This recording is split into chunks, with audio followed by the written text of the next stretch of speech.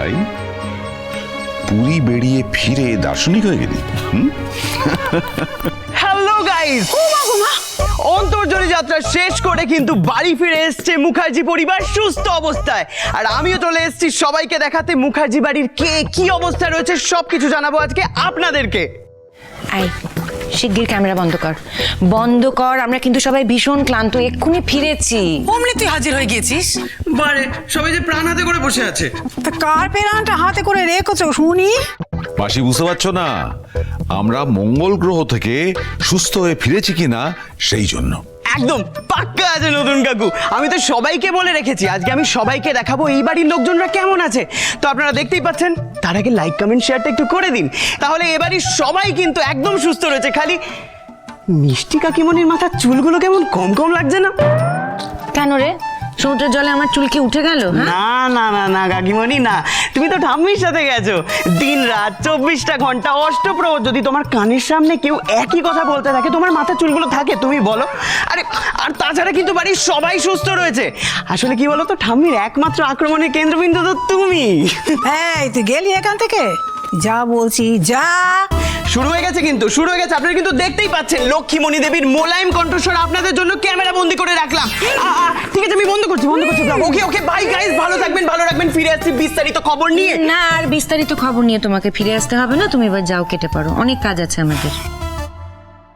পারিসও বটে, প্রচুর রোজগার হচ্ছে না এসব থেকে। কি আর বলবো নতুন কাকু, চাকরি বাকরির যা অবস্থা।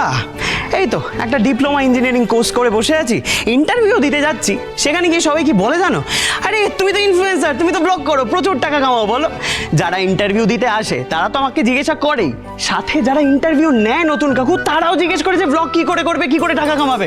জাস্ট ভাবো, এই দুঃখে কিন্তু আমি ইন্টারভিউ দেওয়া একদমই ছেড়ে দিয়েছি। আচ্ছা, বানিয়ে গল্পও ভালো বলতে পারিস তুই। হ্যাঁ এই শোন, আমার কাছে খবর আছে। হ্যাঁ, প্রচুর কামাচ্ছিস, চাকরি করে কি করবি? হ্যাঁ, ভালোই তো কামাচ্ছিস। হ্যাঁ, একদম নজর দেবেন না বাবিলদা, একদম নজর দেবেন না। আমি কিন্তু তাহলে মাকে বলে দেবো যাতে আমাকে কালো টিকা পরে এই বাড়িতে পাঠায়, আর এই যে করে আঙুলটা যাতে কেটে পাঠায়। তাহলে দেখবে তোমাদের কারুর নজর লাগবে না আমার উপরে। না না, তোর সঙ্গে এখন আমাদের বকবক করা যাবে না, অনেক কাজ আছে, দেরি হয়ে যাবে, চান করতে হবে। এই মিঠি শোন, পুরীর প্রসাদটা দিয়ে দে বাবা ফিডলিকে। না, আমি এখন পারছি না মা। এই তুই বাড়ি যা তো, শুধু তোর একার জন্য তো প্রসাদ আনা হয়নি, কাকিমার জন্য আনা হয়েছে। আমি গিয়ে পরে দিয়ে আসবো। তুই এখন কোথায় যাবি প্রসাদ নিয়ে, কার বাড়িতে যাবি, ছবি টবি তুলবি, কি করবি কেউ জানে না। আমি যাব, পরে গিয়ে প্রসাদ দিয়ে আসবো বাড়িতে। যা এখন তুই বাড়ি যা। এই কি বললি কি বললি? শোন, আমার সাথে কিন্তু বেশি পাঙ্গা নিস না। হ্যাঁ, এ আবার কি ভাষা? হ্যাঁ, পাঙ্গা পাঙ্গা দিস নে। কি কিসের পাঙ্গা? বুঝতে পারছিস না? না বলবো বলবো সবাইকে সেদিনের কথাটা। কি বলবি তুই? ওই যে স্টেশনে কি হয়েছিল, কার সাথে কথা বলছিলি, বলবো বলবো বলবো সবাইকে বলবো। বল বল বল। এই কি হচ্ছিল রে? কি? হ্যাঁ,